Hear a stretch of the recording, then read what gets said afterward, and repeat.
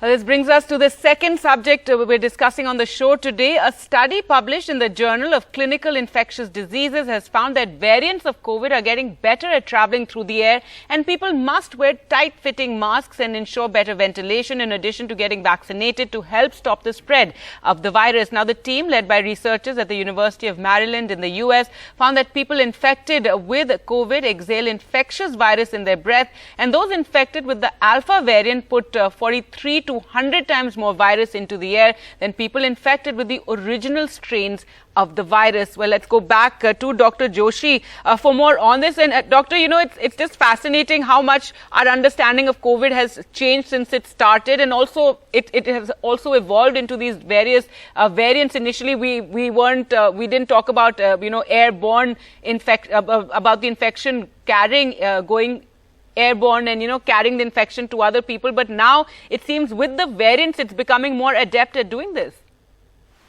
Absolutely, we have gone through a full U-turn. If you remember, Gargi ji, in February 2020 WHO said don't even wear a mask. Yes, and the airborne was being skepticized, and today we clearly know that it's an airborne droplet and it's very conducive in humid environment.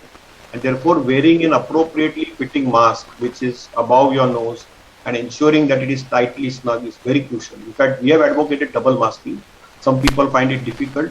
I am myself an asthmatic, so I find it sometimes difficult to wear double mask. But that's the way to go. And this study from University of Maryland demonstrates that COVID virus, if you have an ill-fitting mask, or if the mask has a leak and is not appropriately covered, it gets transmitted very fast. So remember, these exhaled aerosols which they are talking about is nothing but airborne droplets. And right now also, if you see, the current COVID second wave is lingering around humid areas on coastal belts, predominantly from Kerala to Maharashtra. And you need to understand that humidity, airborne droplet, poorly ventilated surroundings, enclosed environments are recipes for this transmission. And this is what we understood. So it is not just airborne droplet, but it is the poorly ventilated spaces, and that's why the circulating air, opening the windows, having the fan on is much more important. If you are having an air conditioner on, then you need to ensure that you have a HEPA filter there or an exhaust fan put up there. These are equally important. But despite of vaccination, see what was important in this study, Gargiji, was that despite of vaccination and 2 vaccines also, we still need to continue masking because the variants can travel very fast. In fact, we know that the Delta variant is the fastest spread variant, and it is as contagious as chickenpox. And it has basically that R0 which goes up right up to almost 10 or 11, while the conventional old Wuhan strain was somewhere around 3.5. So obviously, when we have a faster transmissible strains like the Delta or the Alpha strains, and it is traveling mainly from the airborne route, ensuring that we wear tightly fitting masks or double masks are very important. Also, many people wear cloth masks. So cloth mask can still filter the virus and you can still get it. So above a cloth mask, everybody cannot afford a N95 mask.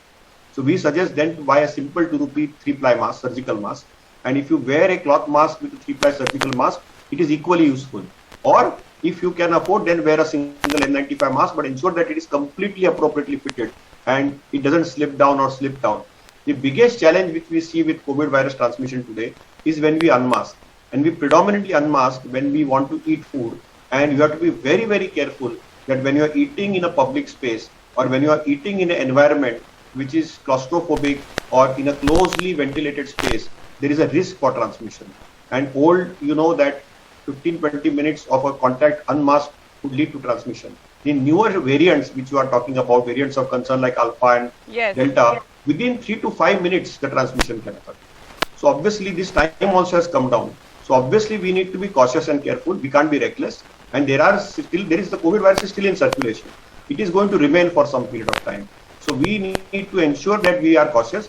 Vaccination will definitely reduce our death rate. It will reduce our hospitalization rate. But still you might get breakthrough infections. So it is very crucial that we maintain COVID appropriate behavior, tightly fitting mask or double mask, and also ensure that we are in a well ventilated room.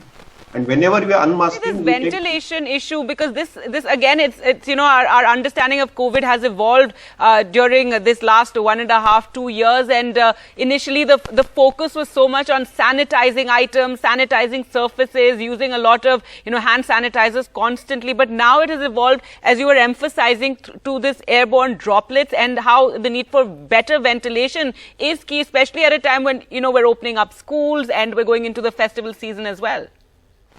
Absolutely. Ventilation is the key, and having a circulating air all the time is important. If the air is stationary, then obviously the virus will spread and it will stay there. And if the environment in that air is humid, it will stay there further, and therefore the transmission risk goes up. That is why if you see, most of our bathrooms or usually our toilets have exhaust fans. Similarly, now most of our places, either we keep our windows open and have our fans on, and if we have air conditioned environments, ensure that we have HEPA filters fitted there or some exhaust fans fitted there, so that the air is constantly circulated. Circulating air definitely will shed off the virus from wherever it is coming through. And whenever we are in a closed space, even now the distancing is important. Yes, fomite transmission or the surface decontamination, that role has come down substantially. What we understood of that before and now, it has substantially come down. It has not been eliminated. There is no data published that fomite transmission can still very, very rarely occur. But the predominant mode is airborne droplet. And that's where we need to be very cautious and careful. All right. Thank you so much, Dr. Joshi, for joining us on the program.